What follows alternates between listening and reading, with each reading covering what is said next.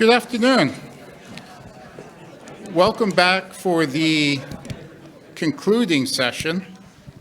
You always end on the most important topic. And for us in Western Canada, it's either energy or agriculture. So this year at the conference, it's agriculture. Let me start by introducing the panel, and then we'll just jump right into it. The panel is going to follow the format of the others, similar questions, but from a perspective of which we didn't have a lot in the conference. Those who are actually involved in the movement of goods to and from the region. Moving goods, as we mentioned earlier, is how we afford prosperity in this country.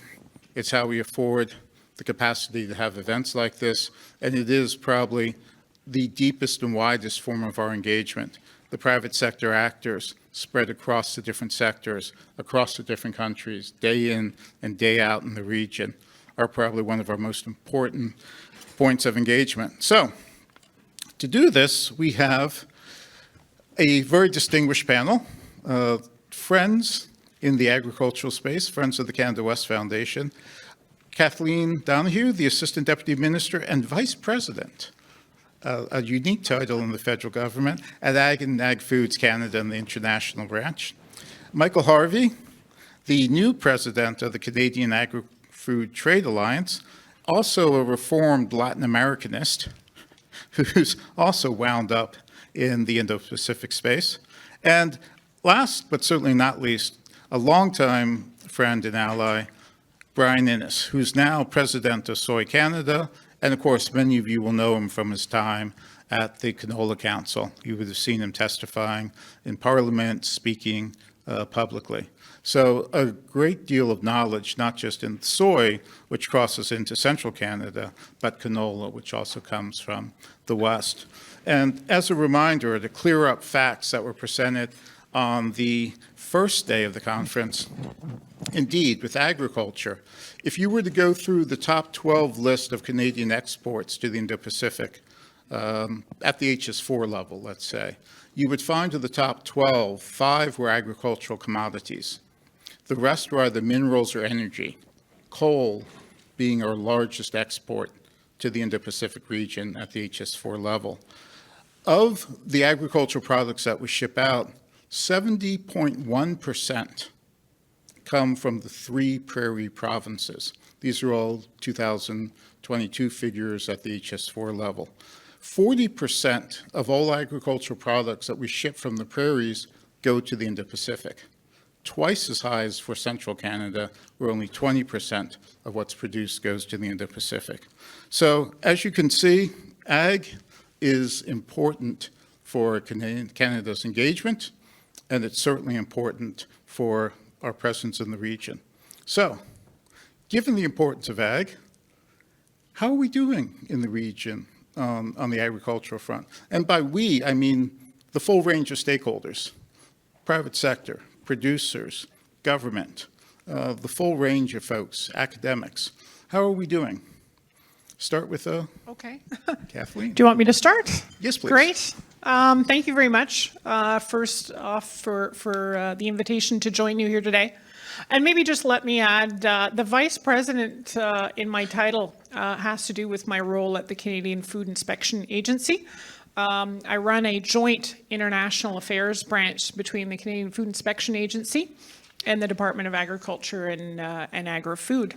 But back to your question about how we're doing, maybe I have to admit, my bias, which is I am a glass half full kind of gal. It's just kind of how I roll.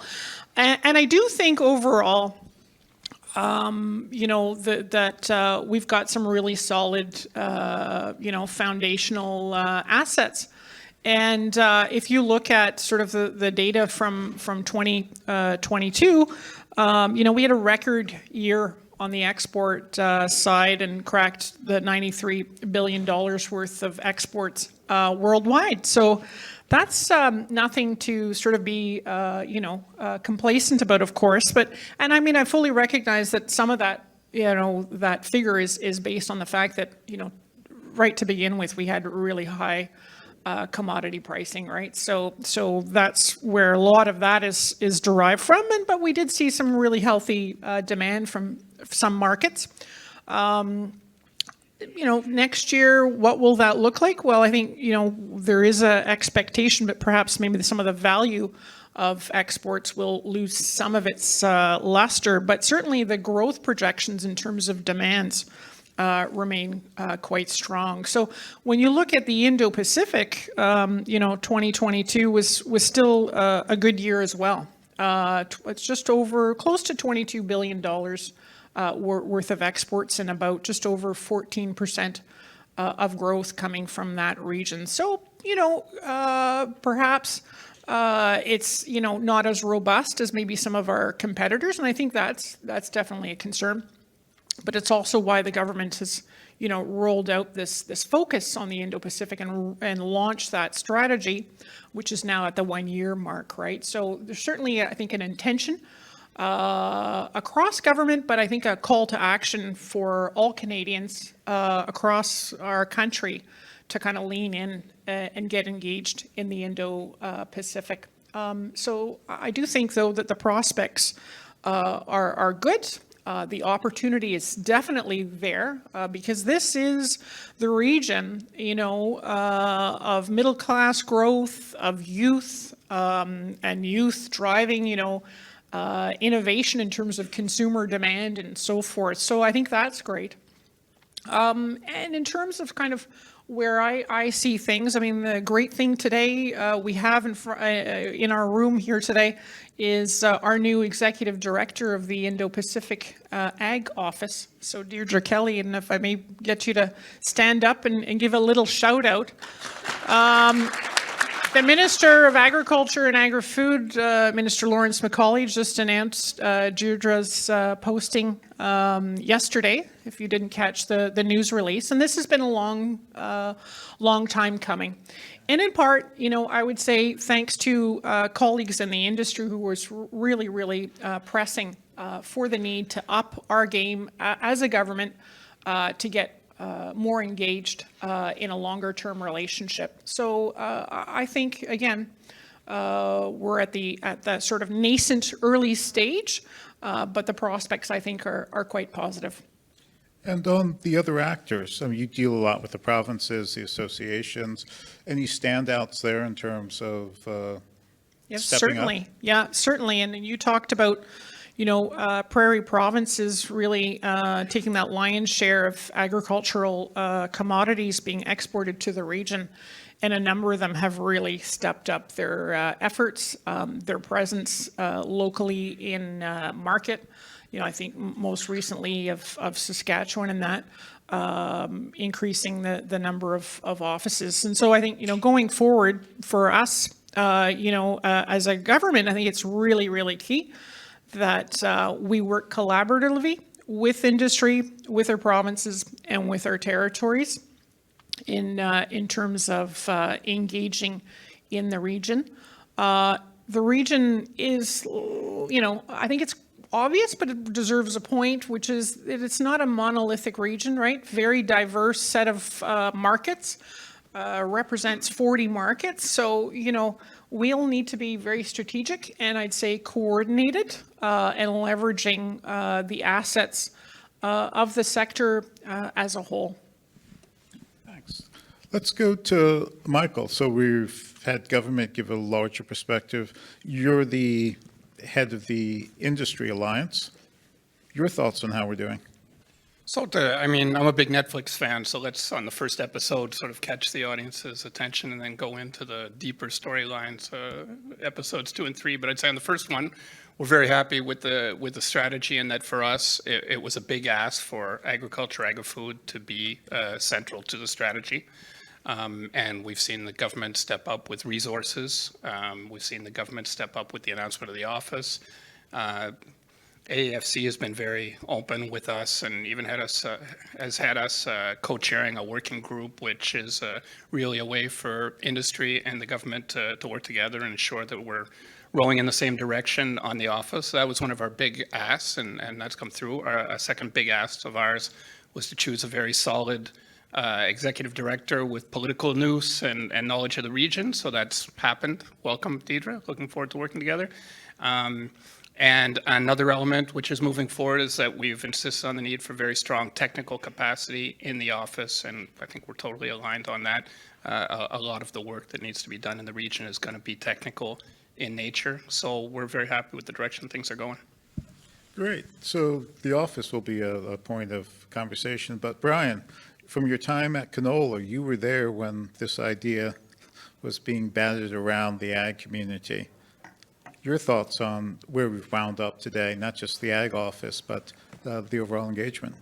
Yeah, I think just to build upon comments that have been made, we've had some fantastic success over the last year with the Indo-Pacific Strategy and the creation of the office, and finally seeing a concept that we talked about and had a concept a number of years ago come into fruition and be a reality is amazing progress. When we look at the broader situation in the Indo-Pacific from the Agri-Food context, it's been a bit of a mixed year. As Kathleen mentioned, food prices have really gone up. We've seen a world affected by geopolitical instability, also food instability, as at least one country has weaponized food supply. That affects us here in Canada. It also affects the interests of our customers in the Indo-Pacific. The region imports and relies upon food from around the world. And my particular space, both current and past, was about oil and protein, of which they're both deficit in the region. And so whether it's the situations we've had with India and China and the challenges that creates for industry, or when we look at how customers then respond and see a supplier like Canada in that sphere of who do we buy our food from, it's creating an interesting dynamic for us. So it's mixed in the sense that at a high level, there's obviously been some major challenges. There's been some major successes also in how we affect what we can control in Canada by establishing an office. And as industry, we're capitalizing on the value, as Kathleen said, we're seeing in the food markets and trying to take the most advantage out of what we're able to do in Canada, which is produce food in a way that many others in the world can't do. In the grain industry, for example, we have really 5 countries who can supply grain to the world, and 2 of them are at war, and we're one of those other 5. And so there's a really interesting space that's happening around security, food security, and then how we play in the Indo-Pacific and emphasize our interests around predictability. And that's really where the office comes in and helps us to establish more long-term predictability in relations rather than just a transactional approach. Yeah, I think most people aren't aware that one of our strengths is necessarily that we're the largest producer, but we often are the largest net exporter. So countries produce more than us, but they tend to eat a lot more of it before it gets to port. That's not the case in Canada, so it's been a real advantage for us in several of these markets. But we talked about the ag office, and this really in the ag community has been a huge step forward for us. But the question with the office originally was it going to focus on traditional market access, trying to get more market access, or is it going to focus on the new challenge of trying to survive having market access, dealing with non-tariff barriers? So you're in the market, you're selling, and as you mentioned, you have the rug pulled out from under you by non-tariff barriers, the misuse of science, the misrepresentation of science to impose restrictions on trade. Where is the office going, and where do you think it should go? Should the focus be traditional market access, or should it be more non-tariff barrier prevention? And I'll stop you from the it needs to be both answer. So cutting that horse off at the pass. Michael, you want to take a first stab at this? I'd say both are served by having a rock-solid team on the ground. Now, only a couple people in this room would know, but I was a Canadian diplomat for 19 years and then represented a Canadian gold mining company in Latin America for 7. So, I mean, I've been in the field of international business from different perspectives, and I'd say something that Canada has often not done well enough is to have real regional expertise in the field and to really look after that regional expertise. We've rotated people a bit too much, I would say, for our foreign service, and often not had people who really are understanding the region. I used to think that from Latin America, and I'm learning about that in the Indo-Pacific now. These are difficult languages, cultures that are maybe not cultures that we grew up with, and we really need to have people on the ground who can help the Canadian producers come in. They need to understand what's going on in Canada. They need to understand what's going on in the region. These are the people who are implementing the grand strategy, and I guess we can talk about the grand strategy at a further stage. But the office is to have real knowledge on the ground and people who can connect those networks in Canada with the networks in the field. Yeah, I think that I'd reflect most of what agriculture deals with are around non-tariff barriers. With the exception of India, most of the tariffs are relatively insignificant. And so what we see is in agriculture is we're dealing with a highly regulated commodity because we're producing food. People eat food. People have strong connections to it, and Kathleen knows from her connection with CFIA, there's many layers of regulation in the public interest around food in countries around the world. And so what that means then is there's a lot of potential for regulatory difference. And in agriculture, in agri-food, what we see is two real drivers there in the Indo-Pacific. The first driver is what's happening for relatively nascent regulatory systems having to regulate a lot of things without a lot of experience or capacity. And what that leads to is, or can lead to, is trouble because regulatory decisions aren't necessarily based on a thorough understanding of the evidence and science, and there tends to be more unpredictability in those nascent regulatory systems. And that creates barriers for us because ultimately they differ from one country to the next, can be unpredictable, create risk. And as a country like Canada that's highly advanced, has technology and is at the leading forefront of technology adaptation in agri-food, that creates a risk and a challenge for us. And the second piece that we see happening in the non-tariff side, especially in the Indo-Pacific, is around what we call the new protectionism. So seeing how also non-science-based decisions can happen, which again create risk and challenge for us, based on protectionism around protecting what's perceived to be in the public interest as advanced by certain actors in society without necessarily having the background to do science-based regulatory decisions. And so those two aspects of nascent regulatory systems and also what we see around the new protectionism or essentially saying no to food technology because there's a perceived public risk or public opinion risk, to be more blunt, those are challenges for a country like Canada. And so when we see ourselves in the world in agri-food, whether it's soybeans or canola or others, we excel because we adopt technology and we adopt it faster, from our farmers to our seed companies to the companies and industries that provide our farmers the tools they need to be sustainable in the long term. So to your question, we do see that the non-tariff aspect and these issues that are really systemic in nature can be acute today, but really we could have seen them coming over many years and be more proactive. And so I think that's where the office really provides an opportunity. So Kathleen, doing both requires the resources to do both, but you've got to make some tough choices. You don't have money to do everything that needs to be done. So how are you managing that tension with the office? I guess a couple of things, maybe building on what Brian and Michael had noted. I do think a couple of things. This office, part of the design, I think, is to get over one of our really big challenges, right, which is time and distance.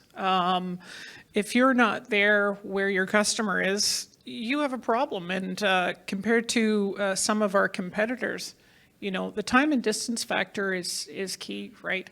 If we're, intent on building longer-term sustained engagement in the region, we need to be able to have that presence, that technical presence, that business development presence, working alongside our industry and our provincial partners. In terms of focus, I agree that one of the key challenges will be focus. You know, how, with the resources that we have, where do we put focus in a region of 40 markets? And I think that's where, as Michael alluded to, you know, having this working group with the industry, and we have one with the provinces, is really important. Because it allows us to have those conversations to figure out, you know, so where do we focus? And I do think there's certain, you know, obviously markets that kind of bubble up to the top. Yes, there are some of, you know, if you look at, you talked about sort of figures of where we're exporting to. We know that in the region, you know, some of our you know, key markets that rank in that top 6 are from the region, right? We have China, we have Japan, Korea, that are pretty much consistently always in that top 6. Where I think we really need to kind of put added focus is in the ASEAN. You look at any sort of the country ranking indexes, growth in agriculture, trade, et cetera, and the ASEAN ranks front and center in terms of growth of middle class, demand for food, and explosion of youth population, which will drive future growth. And I think this is an area where I think we're, you know, we're poised to be quite well positioned. I'm blessed. I think we are blessed by the fact that our new executive director, Deirdre Kelly, is our former ambassador to ASEAN, so I think that's extremely helpful. This year, if you hadn't noticed, in the fall, Canada and ASEAN entered a strategic partnership. So I think that is also putting us in a good position. I also noticed that in the private sector too, the Canada-ASEAN Business Council, you know, recently in the last couple of years, set up an agriculture and agri-food committee. So certainly from a business perspective, there's a lot of interest in realization of the need to step up our efforts in this area. And I think we should, I don't know how familiar the audience is with the ag sector, but where is the office?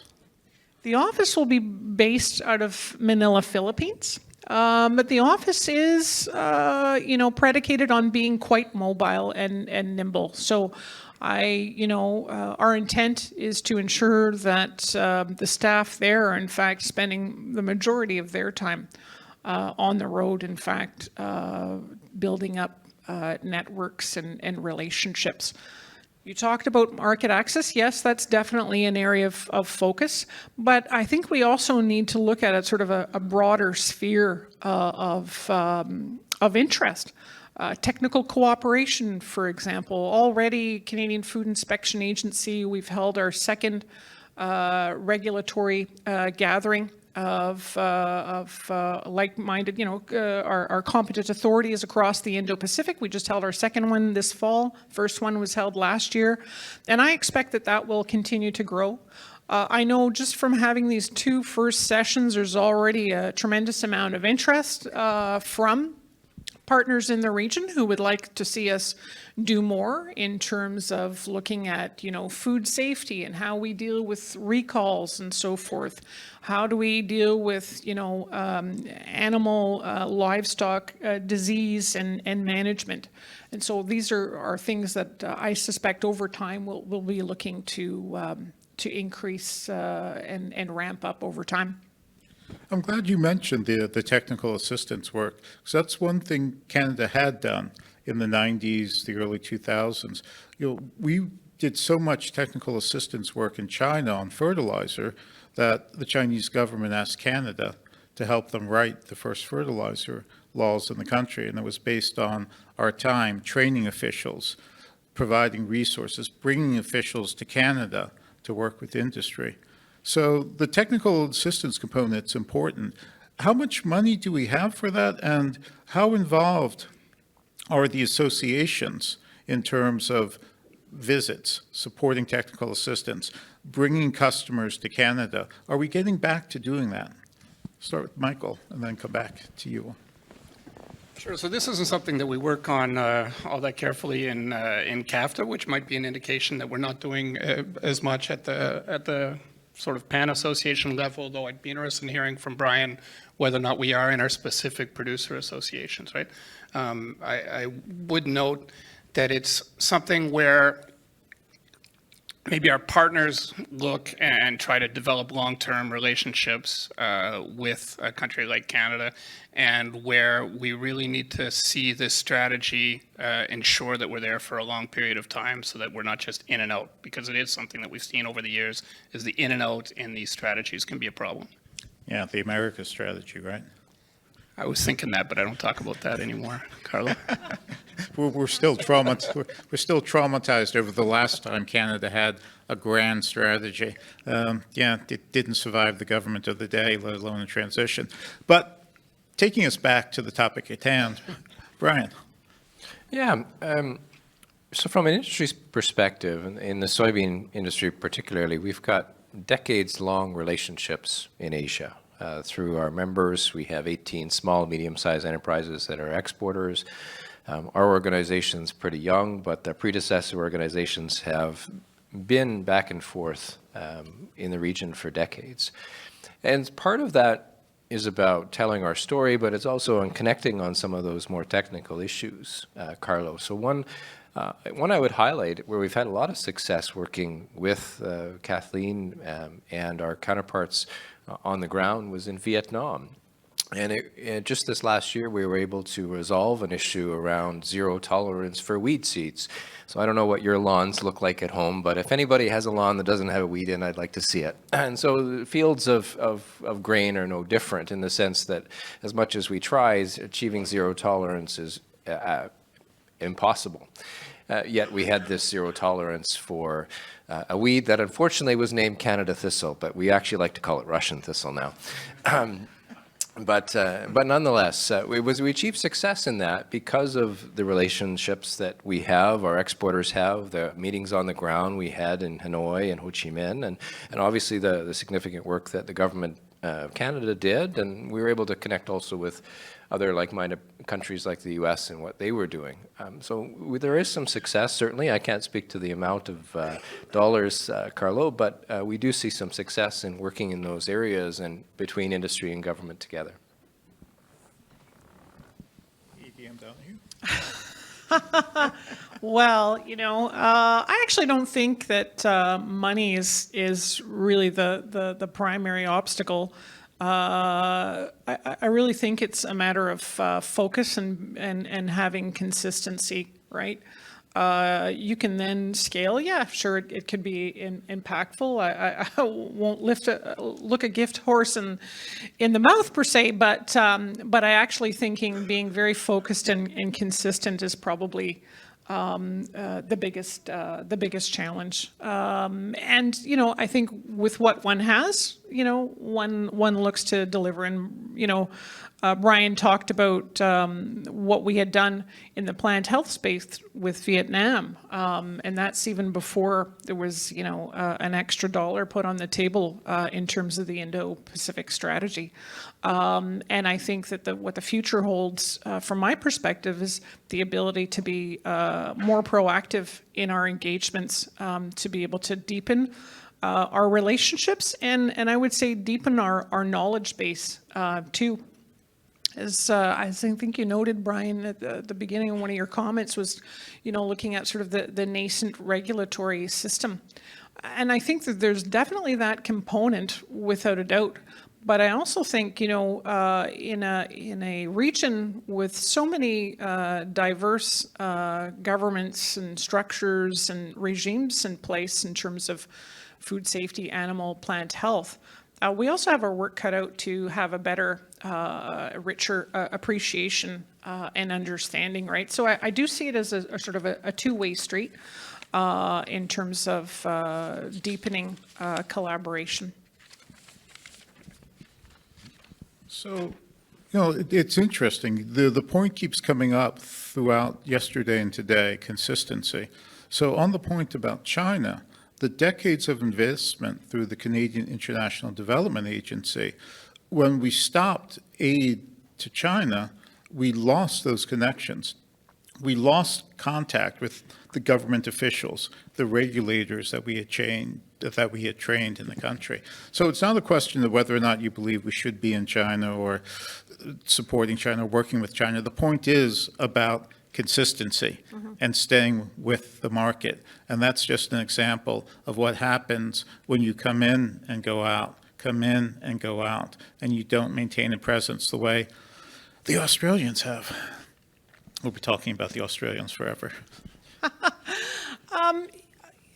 A fair point, but I also think one needs to be cognizant, right, that the operating environment also changes, right? And one has to be adaptable and flexible to changes in operating environment. The China of yesteryears, 20 years ago, is not the China of today, right?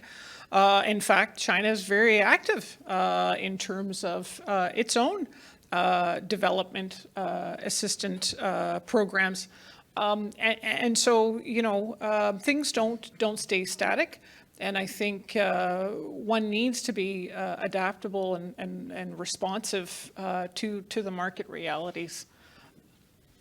And engaged to be there to see those realities. Indeed, and we have, I'd say, quite a robust, significant, and experienced network across Greater China through our embassies and consulates general, and we have a very strong agriculture, agri-food team in place in that market, and with industry alongside us.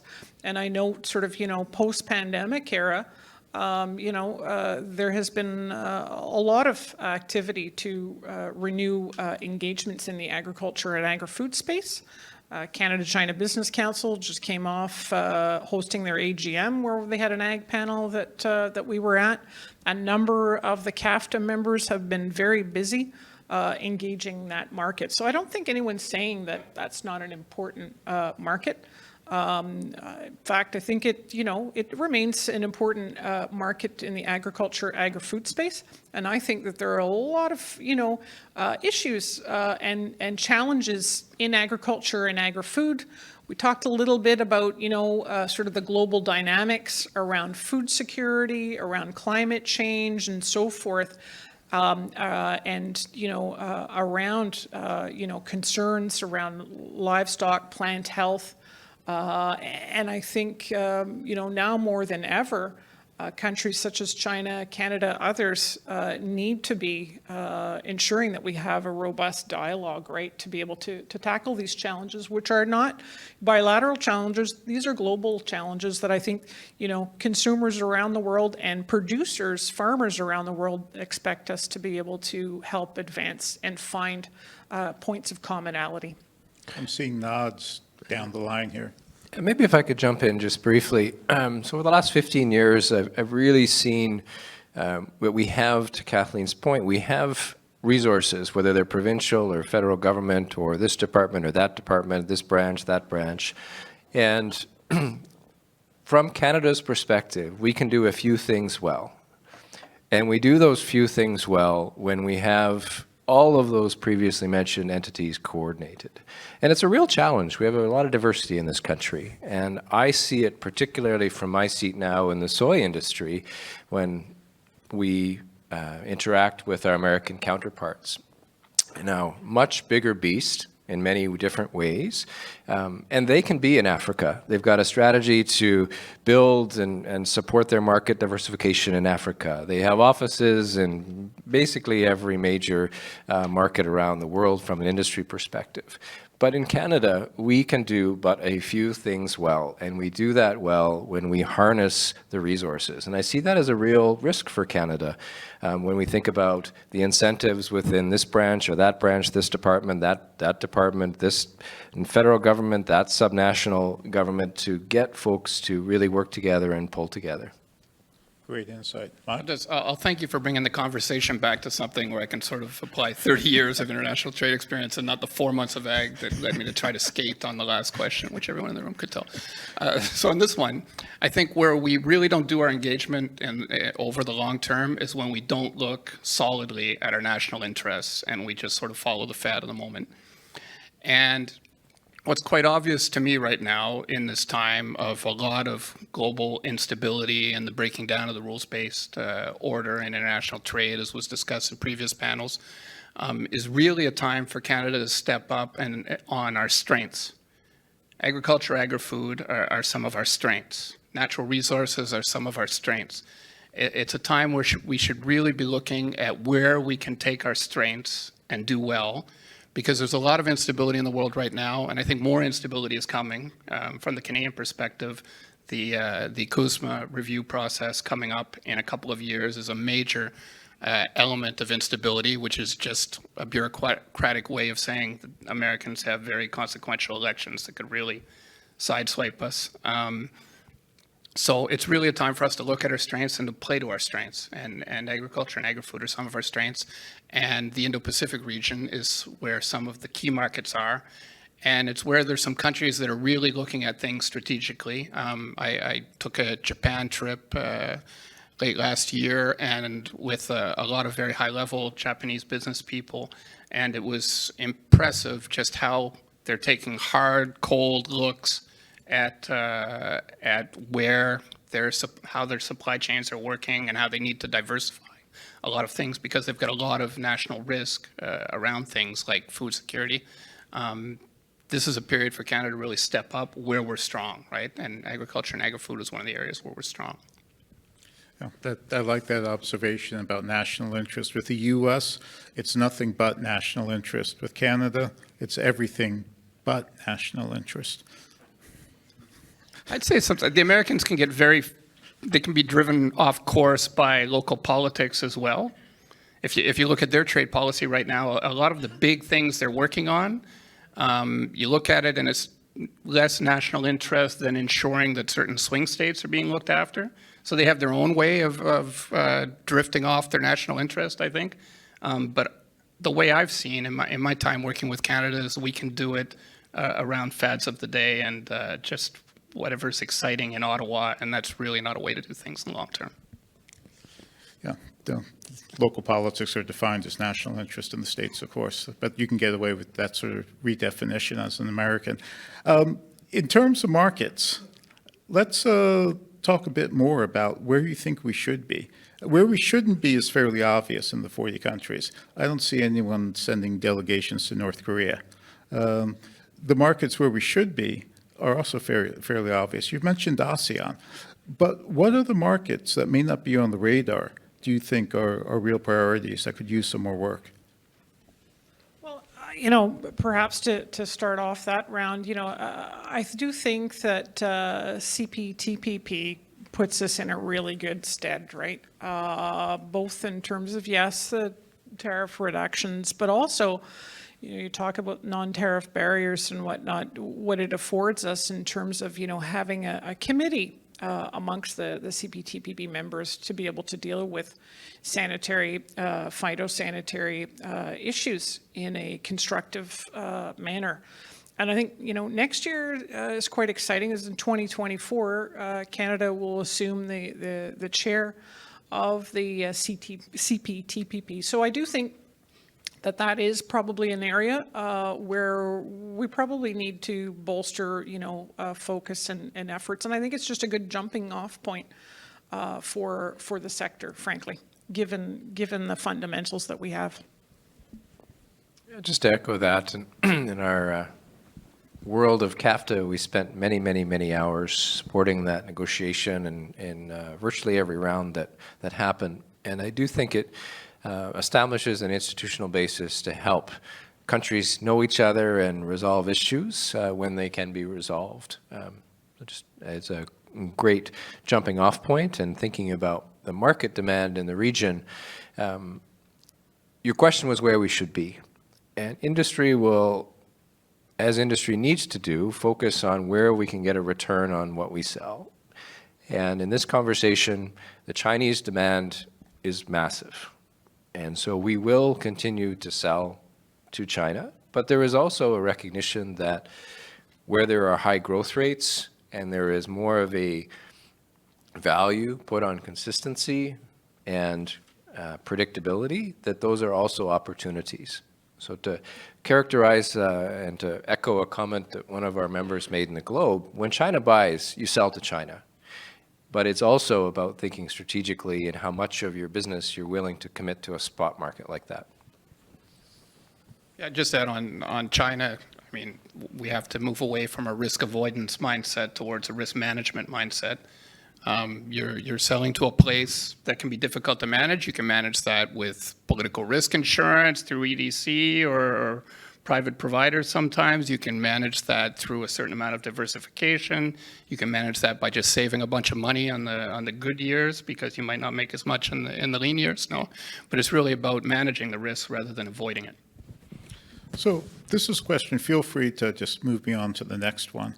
But one of the issues we're really worried about is China's also not just the largest consumer of what we produce, they're also the largest producer of several of the commodities that we produce. So their impact on global markets is also a worry to us in some of the other markets to which we're trying to sell.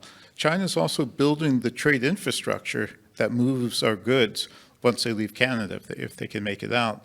So the risks from China are not just the Chinese market itself, but the impact of China on global markets.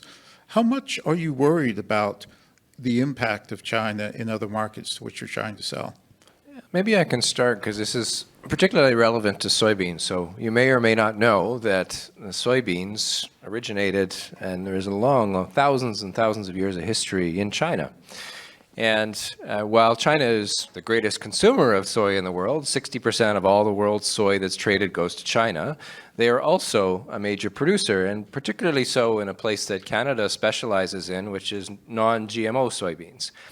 And we heard earlier today about the amount of investment going into essentially subsidies of China's agricultural space, and one of those places is to grow more soybeans, and non-GMO soybeans at that. So we see this very real right now because we have traditionally exported non-GMO soybeans to China for food products, and China is also using those non-GMO soybeans that they grow to make food products from soy that are exported throughout Asia. So our response to that, or the understanding to your question about how we manage that, is the same way we respond to being next to an elephant like the US that produces lots and lots of soy, which is to say we need to do what we do better.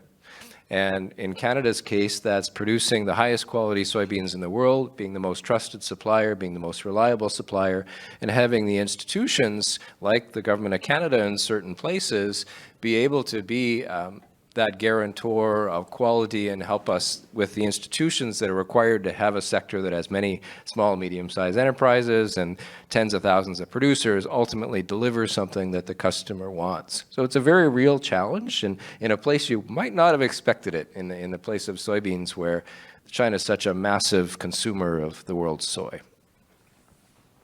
Sounds like a good recipe on how to manage risk and have a plan. I think, this conference has been looking a lot at the peace and security side of things.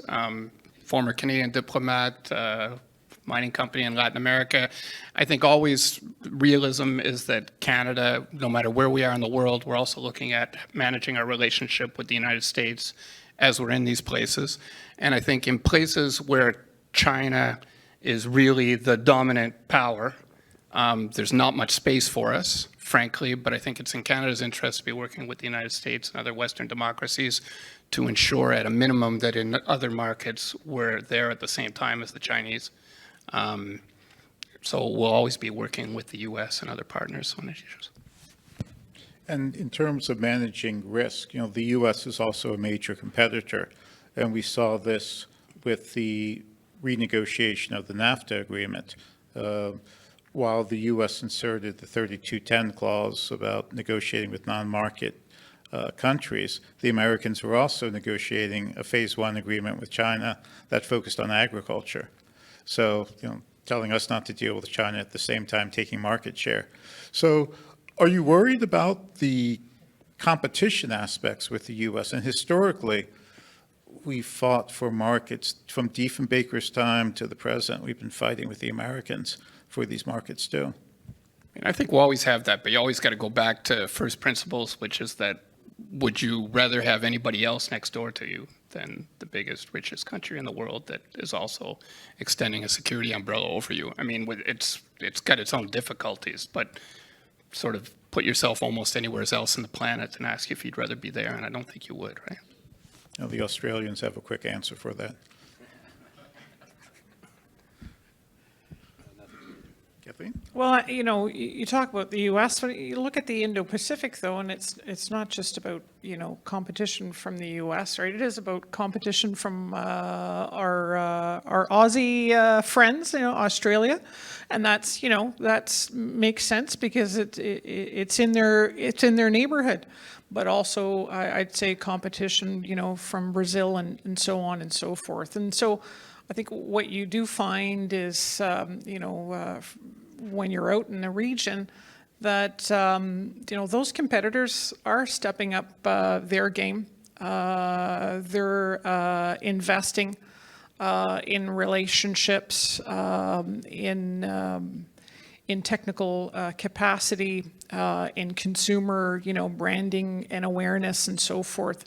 And so I think more than ever, it really just kind of, I think, underscores the imperative in terms of Canada investing in the region. If we really, truly are, you know, desiring to increase not just our trade relationships, but, you know, in other spheres as well, diplomatically and so forth, then we need to be, you know, where the action is and present.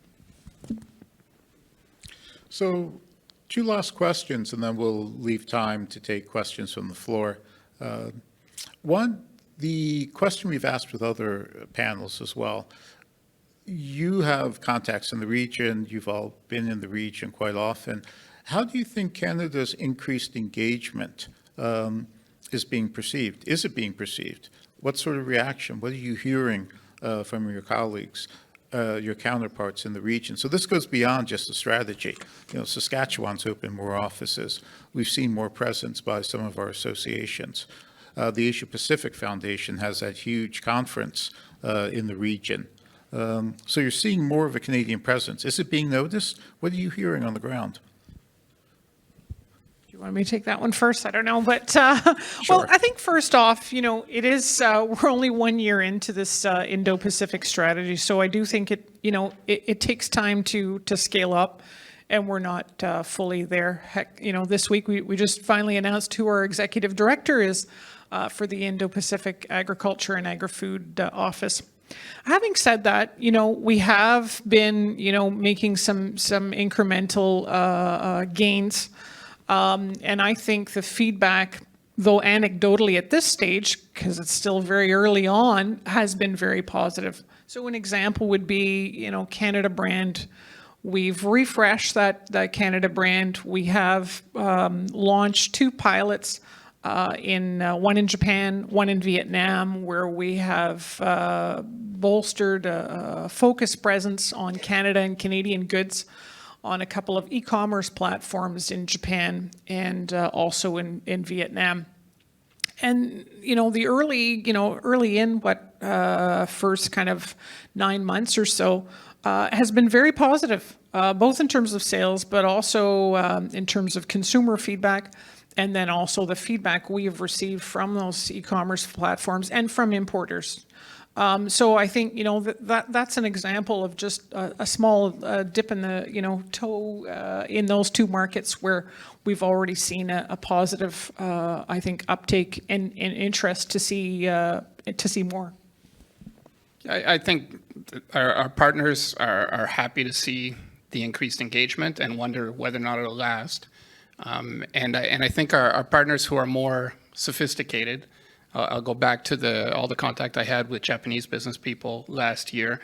They were asking whether or not Canada could actually provide them with what they needed, right? The natural gas element is not agriculture, agri-food, but I think that Canada's lack of response on natural gas was a pretty big hit to our brand in the region. And They really want to see if we actually step up. And I was impressed by these Japanese business people, just how much they knew about a lot of our domestic difficulties.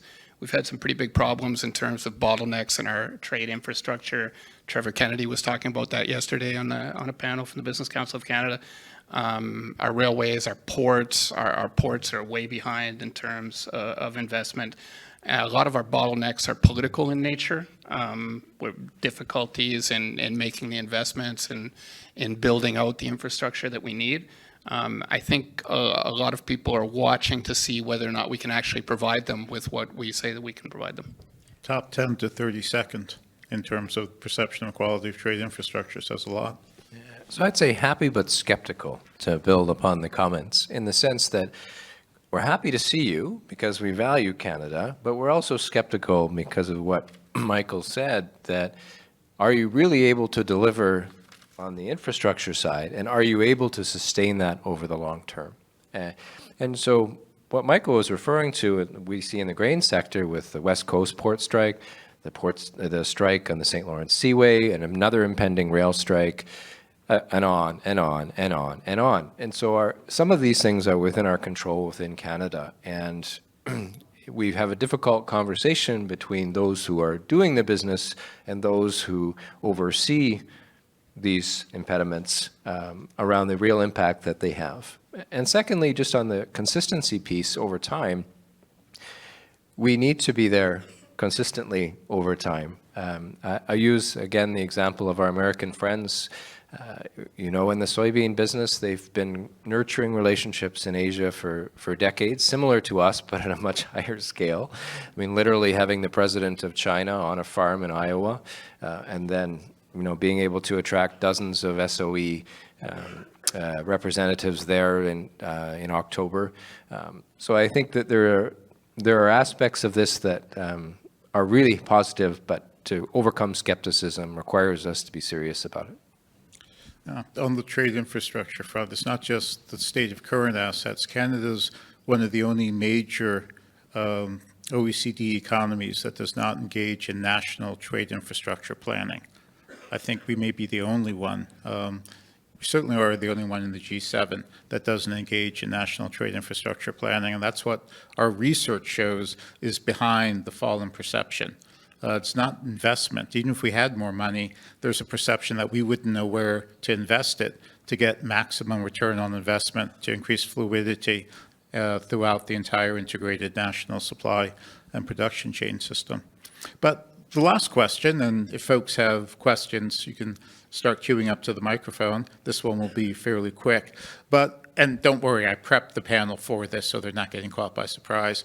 But issues that of which folks may not be thinking, that are on the horizon, something that's probably not in popular discourse or may not be widely known, but given your specialized work and your deep attention, what do you think are a couple issues, one on the near horizon and one on the longer term horizon, that the audience needs to think about in terms of our agricultural engagement, or you could take it more broadly to Indo-Pacific engagement? Brian? Yeah, happy to start. So in the near term, what we've gotten used to is unpredictability. And what that means is we're going to have more market closures, whether it's India or China or somewhere else, that's going to have a major impact on the sector, and we'll have to adapt and diversify and rinse and repeat, so to speak. So I think we should expect that in the agri-food space. In the longer term, one of the things that hasn't been mentioned a lot over the last couple of days is the impact of the Belt and Road Initiative and the repositioning of supply chains for agri-food for China and what that means for us here in Canada. So put another way, the investments that China is making in Brazil, that's making in its ability to import products from Russia and the Black Sea, ports in East Africa, for example, as well. Those initiatives are, whether it's peas in Western Canada and now the challenge that Russian product is displacing our opportunities in China that we've had, we're seeing that is going to become a real reality over time. And we are not, as a Canadian agri-food supplier to China, part of that strategic Belt and Road Initiative by the nature of where we sit and perhaps where our interests lie also. So I think over the longer term, that is going to be a trend. I think ultimately it means more that China is an opportunistic market for us, despite it's a massive global market. But it will have impacts, just like we've seen with the access on peas from Russia, for example, really challenging the position of Canadian agri-food exports in that country and the larger ramifications in the region. I'd say in the short term, people know it's coming, but I'll talk about the Kuzma review again. You can know it's coming, but either because there's so much risk around it, or we've got some sort of psychological defense mechanism and we're pressing the whole thing. I don't think we're concentrating on it as much as we need to. And in the medium long term, I would watch what happens if China steps up its military moves to the point where it becomes more difficult to move products through the region, and if the U.S. backs off so much that it is no longer engaged in keeping those routes open, is something that could happen. There's people here who know a lot more about that than me. And sorry, Michael, you spent a lot of time in Mexico. How likely is it that the review is going to turn into renegotiation? It won't be because of the Mexicans. Oh, yes, it will. We'll put some money on that later. I'm a Kathleen? permanent resident of Mexico, by the way. But anyway, here Well, for maybe Canada. just to add, I do think in the medium term, and the government's been very kind of open and explicit about that, in terms of its trade ambitions, and so on that front, working on a free trade agreement with Indonesia, with the ASEAN, is a top priority. So that I think is something to look forward to in terms of the medium term.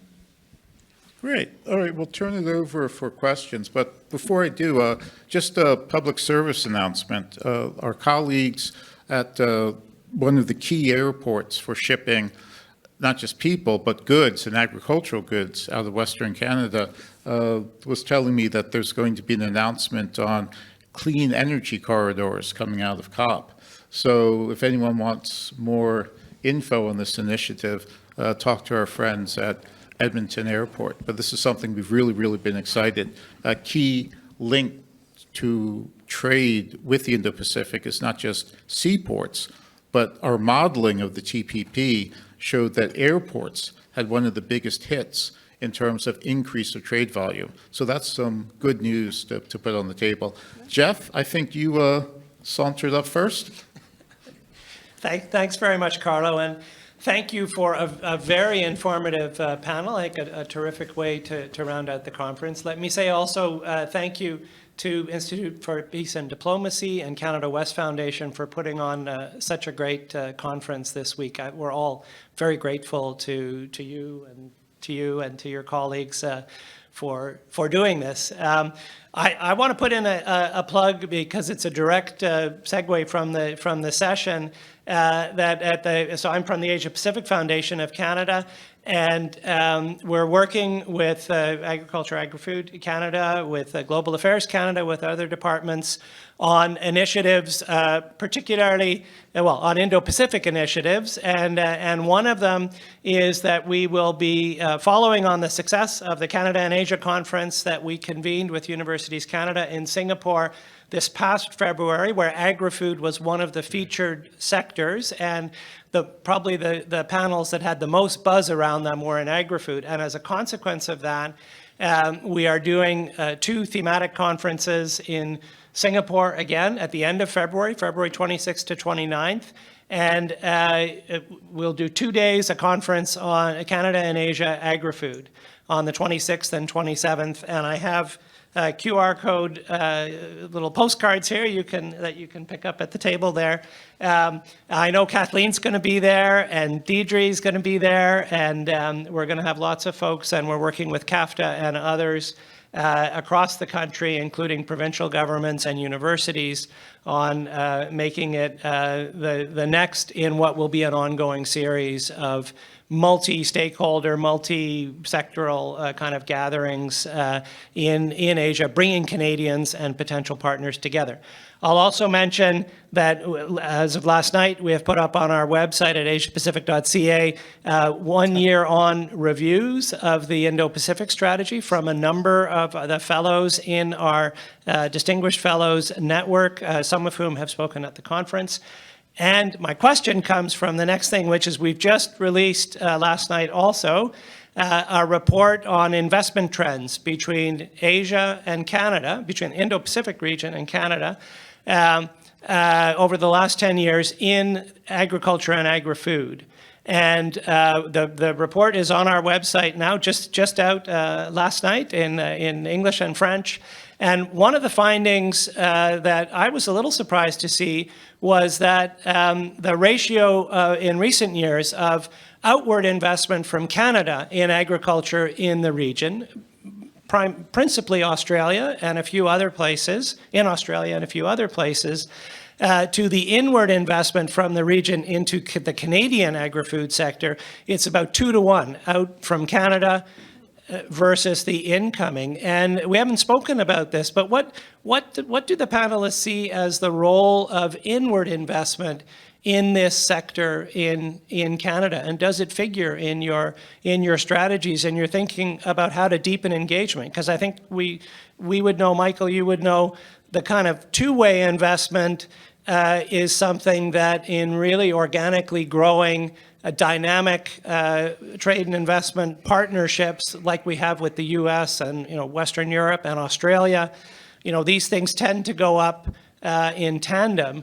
And for a durable, connecting of interests in Canada and the region, you would expect, we would be looking to see some more FDI into agriculture from the Indo-Pacific region. What are your thoughts? I'd at least say from my crash course on Japanese business culture of last October, it was striking to me the way they have these, they call them trading houses, which I think we would normally call conglomerates.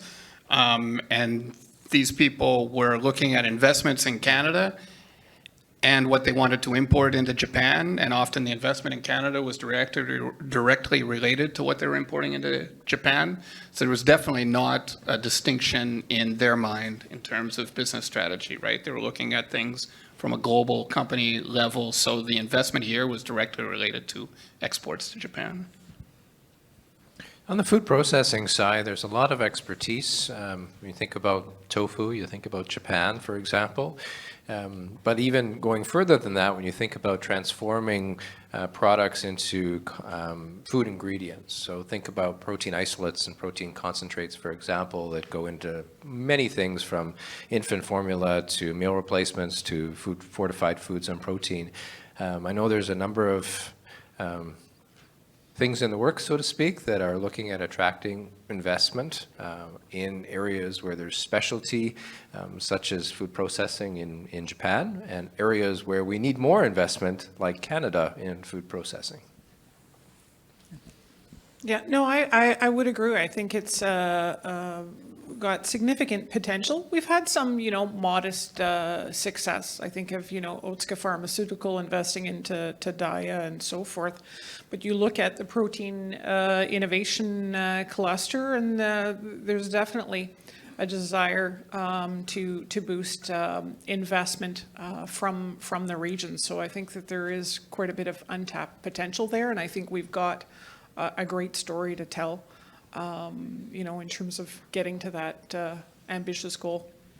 And in terms of foreign investment, one of the most significant investments we've seen is the Roquette investment in Manitoba for plant protein. So where we've really focused and we have something of value add, we have managed to attract investment. The problem there is we should have a heck of a lot more than just Roquette, and we haven't really been successful so far.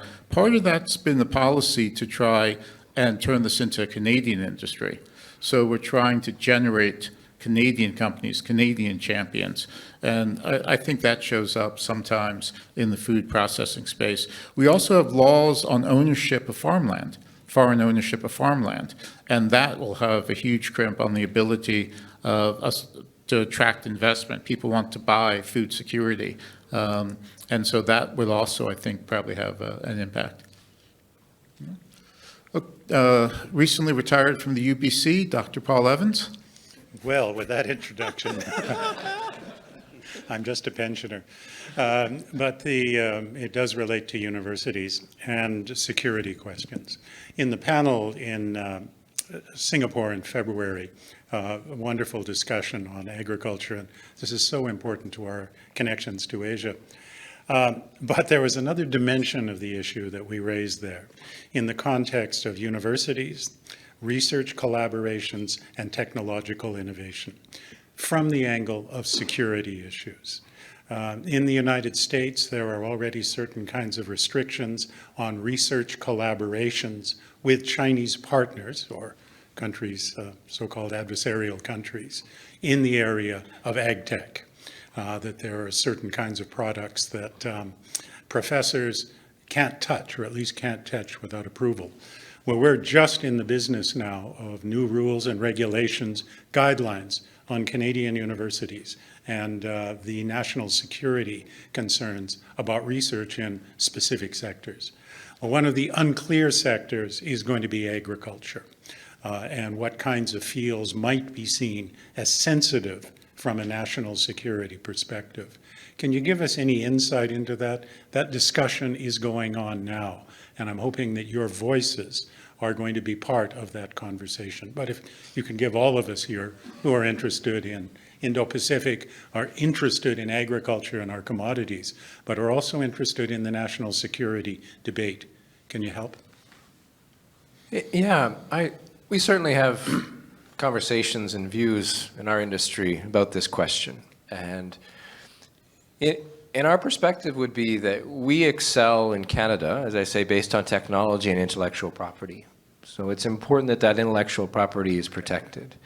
However, it's also the case that when we talk about differences in regulation, that we actually want our importing countries to accept the technology that we're using. And so we have a shared interest in agriculture. We believe in having all countries share in the development of producing food more efficiently. So through technologies while respecting intellectual property.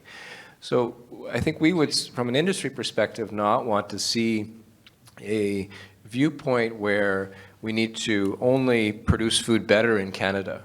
I think we want food produced better everywhere in the world while respecting the intellectual property that was required to invest and make that innovation in the first place. So I think a concrete example, is around gene editing and biotechnology in China, for example. The frictions there around intellectual property. As an industry, we want the Chinese to embrace that technology and to grow more food more efficiently and more predictably. Because ultimately what that helps us with is that regulatory difference that challenges a country that's at the forefront of innovation in agri-food like Canada. Oh, well, back to the fact that I've been with CAFTA for 5 months. I don't think I know anything about ag tech specifically, but what I can say, I was very interested recently. The Business Council of Canada came out with the paper for the call for the government to take economic security a lot more seriously. And I think when we look at some of the issues that are affecting our relationship with the biggest countries in Asia right now, quite a bit of that is mistrust that at least in part has to do with the way we're managing some national security issues inside our country that aren't necessarily inspiring trust in the system. And I think we do have to step up and produce something that's a lot more solid so as to protect our economic interests. Yeah, I'm not personally close to the discussions, but I do know that Agriculture Canada, we're working closely with our colleagues at Global Affairs Canada and ISED with regards to this matter. And it is about, ensuring that we have an informed, risk-based approach and one that upholds very strong, intellectual property rights. Thank you very much for your question. So, Paul, in terms of hard technology or hardware, our specialty is the short line industry, ag equipment, and I don't see security issues there. Another leading sector are drones, and you can see obvious issues with drone technology. In terms of the agricultural space, in addition to the softer sciences, gene editing and things like that, I could see drones being the issue. But on intellectual property, we recently had a private members bill to allow the ag equipment sector, so the folks who make reapers, headers, sowers, to break digital locks on the software of the platforms on which the equipment runs, so Deere tractors or case harvesters or combines. So we've actually had to move in the opposite direction on intellectual property to protect a key industry on the prairies, also important for Ontario. But the intellectual property issue is a bit more complicated in agriculture, and we may hear of where that private members bill, it's now in the Senate on second read, and we may get a comment about that next. Sorry, could you identify your name and affiliation? Leo Vidal from the Philippine Embassy. Okay. The way we see it, Canada has its work cut out for it. Like it's entering a very old, well-established agricultural market, which in sometimes exceptional circumstances is fairly reliable. And I think two challenges that we see here is one, food preferences, and of course, distance, because agriculture are usually perishable products. So when it comes to food preferences, I want to know, like, how would Canada overcome that reputation among our countries, for example, that Canadian products are expensive? I mean, it's often seen as a premium product. For example, when Minister Bibo was in Manila earlier this year, she was taken to a store where she found a lot of Canadian products. But that store is a high-end store in the middle of the most cosmopolitan city in Manila. Canadian products does not really is distributed to the markets where it's needed. So I think I would like to know how Canada would overcome that reputation. The second, of course, is distance. I mean, supply chain logistics, how is Canada going to prove itself resilient against the same kind of disruptions that disrupted other countries which are nearer to the region? And then also, if I may also have a comment, when the Indo-Pacific strategy was launched, a lot of countries in the region were really looking forward to it, not just because of food security perspective, but also because we were kind of hoping that it will contain strong policies on helping us develop our agricultural sector. I mean, in the case of the Philippines, for example, we are not really looking for competing internationally when it comes to agriculture. We are a net importer of agricultural products, and many farmers in our country is just one typhoon away from poverty. It's like when we look at Canada in terms of the IPS, we were looking at a developmental perspective, like how it's your strength. I mean, we were kind of hoping that Canada would be helping us develop our agricultural sector to help us be more resilient against, for example, the Philippines is at the forefront of climate change. So maybe I would like to hear if there is like a policy on developmental aspect. Thank you. Anyone want to take that? Maybe on the first part, I'm always nervous about something where I haven't really discussed it all that much with our members, but I think in general, we wouldn't be looking to overcome the idea that we have a more expensive product. I think in general, what we're selling is a higher quality product, and that we'd be worried about diluting our brand in that sense. That might not be the case in every product, but overwhelmingly it's going to be that, I mean, Canada's not going to be competing at the low end on price that far away. A product that's going across the world is really going to be a high-end one. So that's going to be what we're looking for. Just a quick addendum to that also. One of the things that we really excel at in Canadian Agri-Food is producing products for particular markets. I'll use the soybean example. You may think of soybeans as just one kind of soybeans, but in reality, we have such diversity in Canada. We have organic soybeans, non-GM soybeans, identity preserved soybeans, and soybeans that we crush into animal feed. And of those food-grade soybeans, we have 100 varieties which have particular characteristics for particular customer preferences in different markets. And we're able to do that by shipping 40,000 containers a year of a specific variety to a specific customer. So I think that to build on what Michael's point is, the place we excel at is in being able to be more flexible and more nimble than, say, some of the larger agri-food exporters in the world. Yeah, and the comment with regards to sort of Canadian products being premium and seeing that as a challenge, I think is a very much an interesting one. And I would agree. I think from a Canada, when you think about your brand, I think you need to be sort of well aware of it, and I think embrace it. And the reality is that for the most part, we are selling a premium brand, right? That's high quality, that is sustainable, and that is backed by a world-renowned food safety, plant and animal regime, and that by that virtue, I think, does tend to command a premium price. But I do take your point that that might not be where the vast majority of consumers are in the Philippines. Nevertheless, I think, for the industry, it's around kind of knowing kind of where your customer base is and where you need to focus. The comments with regards to capacity building, I think, are very much an interesting one.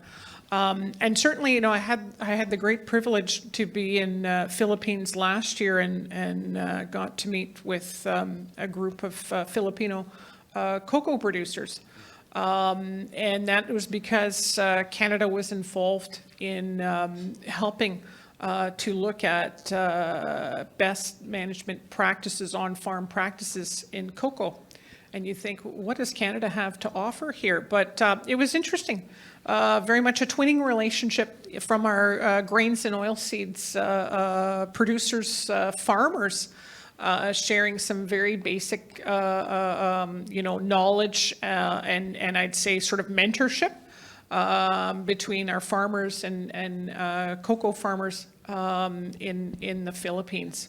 And so I think that there's probably is room and space to do a bit more of that.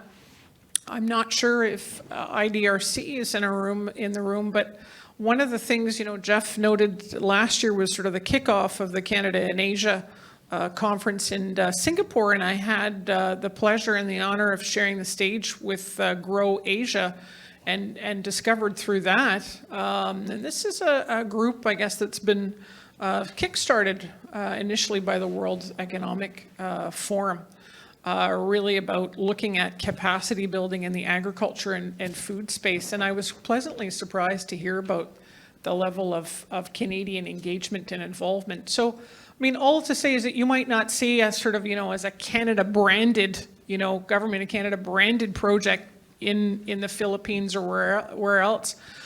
We do tend to kind of work through like-minded, I guess, partners through the IDRC, through some of the larger organizations, at the UN and so forth in delivering capacity building projects. But I take your point because I can see that even when one doesn't think that there's potential, as I was surprised last year to kind of hear about how wheat farmers are sharing knowledge with cocoa farmers, there is certainly, I think, room to explore and look at some opportunities there to expand that. Thank you. So on the premium issue, I think part of your answer was food security. Canada, you're paying for a product that is grown in an environmentally sustainable way. That requires cost. And so if the concern for the environment is there has to be a concomitant concern with paying the cost for growing products that are environmentally sustainable. That's part of the answer. But you're also paying for security. Canada is one of the few major food exporters not to have used food as a weapon, not to have imposed import or export restrictions. You're facing problems with India and rice right now. Russia is constantly cutting food exports. Argentina, the Americans declared grain embargoes against China during its greatest famine. So when you look around for secure suppliers, not just from the production aspect, but from the political aspect, you have to pay a bit more for food security. Cheaper suppliers have hidden cost. On infrastructure, look, the premiers, as I mentioned this morning, are seized with the need for national infrastructure planning. The Canadian Chamber of Commerce, the Business Council of Canada, the Canada West Foundation, the Construction Association, we have a plan to move Canada towards long-term planning. So there is hope on the horizon. Where we haven't seen as much of a push is from the federal government. But there are folks at the subnational level and at the private sector that are seized with improving Canada's infrastructure. So that's something you can take back. And we could certainly use help. Foreign countries saying, yes, the premiers are right. Yes, the private sector is right to be concerned. That message would certainly help us, and I think would help you as well. Thank you. Could you identify your name and affiliation? Brent Jensen with Edmonton Global. So we're the foreign direct investment attraction agency for Edmonton. So on this, I mean, I'm in Alberta.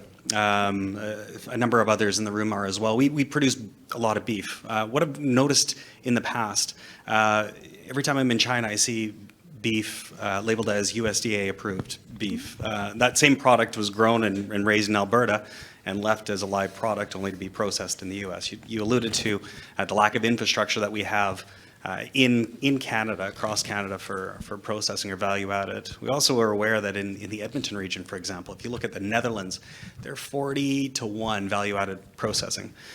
In Edmonton, I think we're 3-1. We take grains and we sell grains.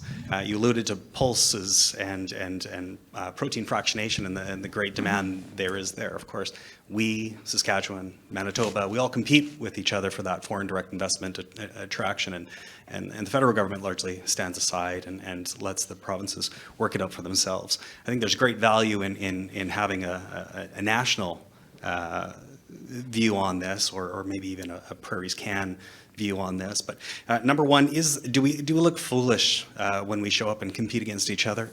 Pardon the pun, is there an appetite for investment into the country when provinces so closely linked with each other, especially on transportation lines, have a bit of infighting?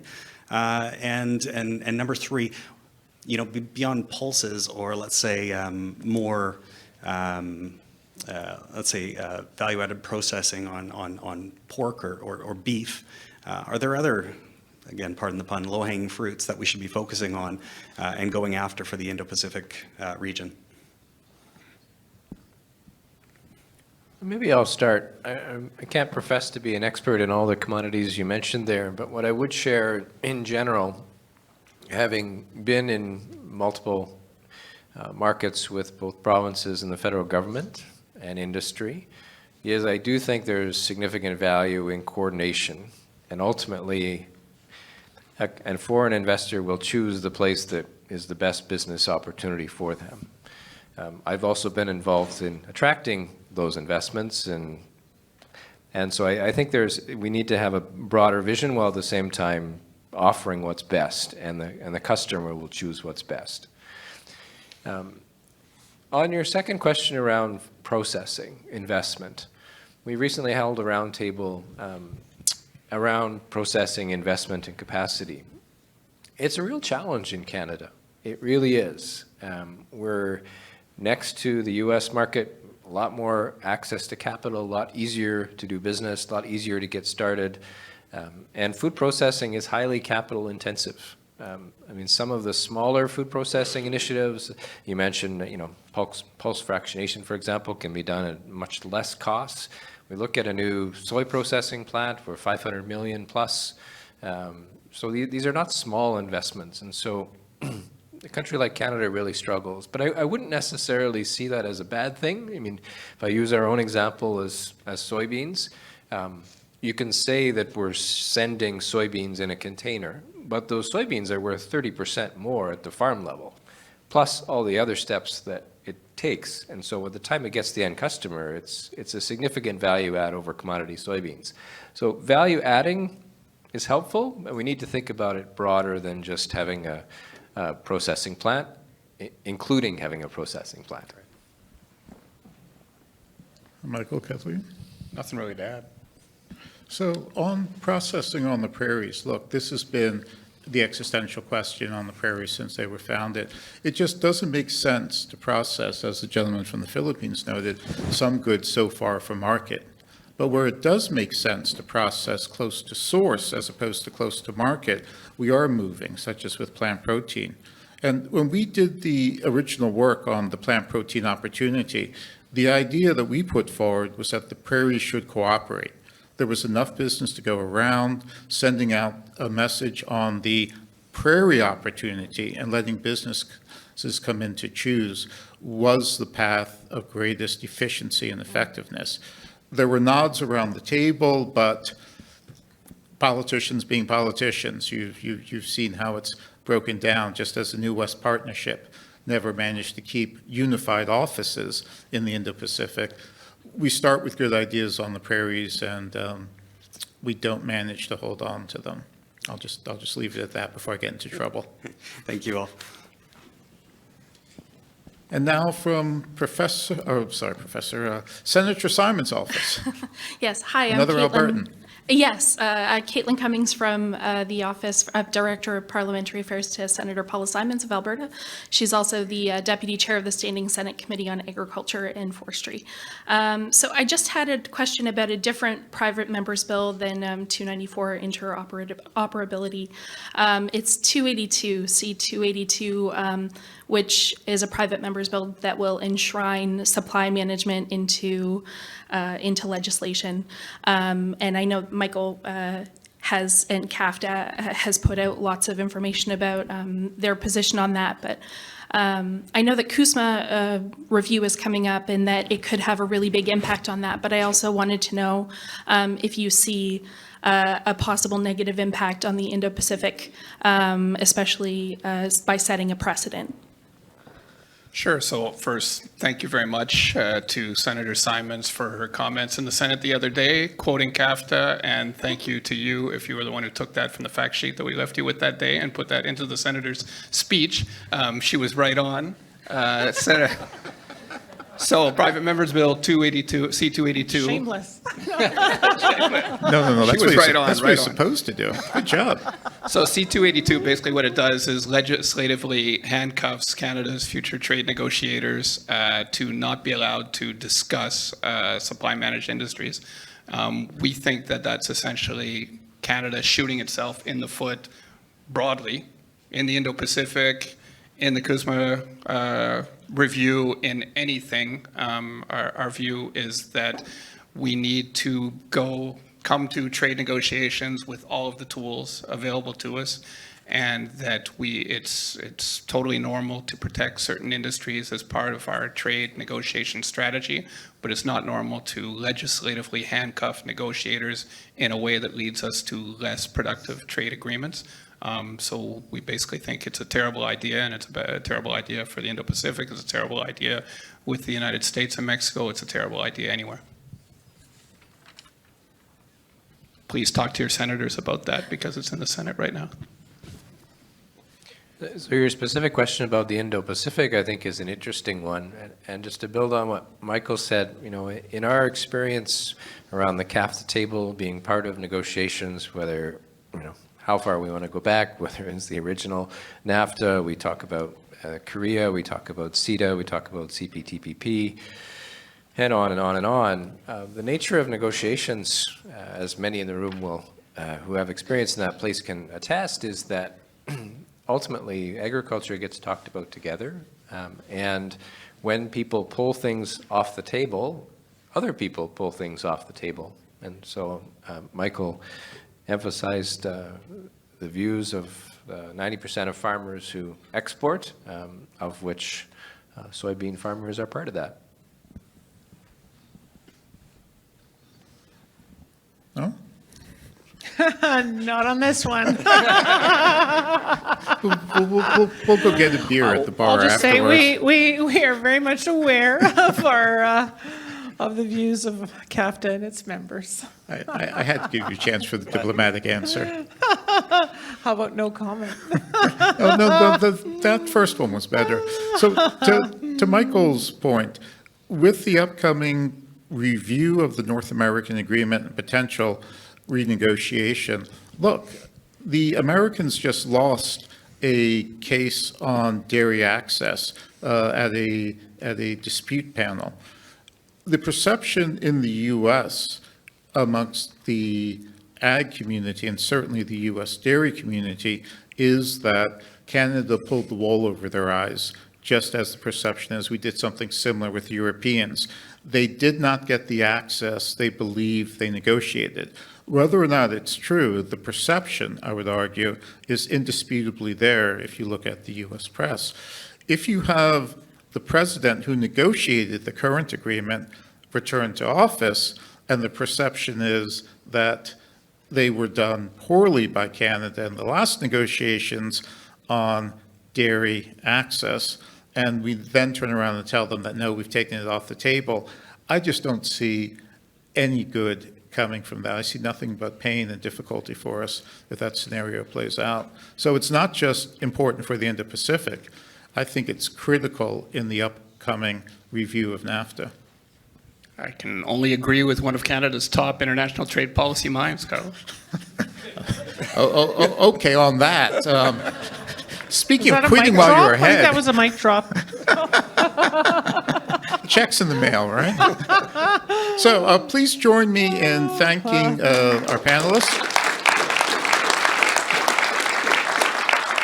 And I'll invite our co-organizer this year, unless we want next year's co-organizer to come up and plug his conference again. No? Okay. Then we'll turn to Bijan from the Institute for Peace and Diplomacy. Thank you, Carlo. And I hope that you all enjoyed the conference program, the discussion speeches over today and yesterday. And if you have enjoyed it, I think the first organizations, the first people we should thank are our great sponsors and supporters for the conference. So without their support, definitely this event wouldn't be possible. So let me once again recognize, acknowledge, and thank our sponsors, Export Development Canada. Thank you for your support. Mines Program at the Department of National Defense, Connection Program of Social Sciences and Humanities Research Council of Canada, Edmonton International Airport, Tech Resources, and Alberta Forest, I have to find that name, Alberta Forest Products Association. Wanted to make sure that I get that one correct. Last year, the conference took place right before the Indo-Pacific Strategy was released by Ottawa. When I look at the conversations last year and this year, I think among the experts, those conversations last year, there was kind of a sense of uncertainty about the path that perhaps Canada would take in its approach to the region. This year, though, I sense more optimism and hope in the expert discussions that we heard. Some simple yet important messages and recommendations for Canada's Indo-Pacific engagement that I think we heard during the past 2 days. At a high level, we need to be realistic in terms of our goals and expectations, pragmatic in our approach to the region, be bold in areas of our strength that directly serve our national interests, and most importantly, be present, engage, and be consistent. Thanks to all the speakers, thanks to all the moderators, and thanks to all of you for engaging in the conversations and being present today. The video recordings, let me add this, the video recordings of some of the discussions will be posted on websites of both CWF and IPD. So please check our websites for those videos, but also follow our work, follow us on social media, sign up for the newsletters that both organizations have, and looking forward to seeing you next year at IPSF 2024. Thank you.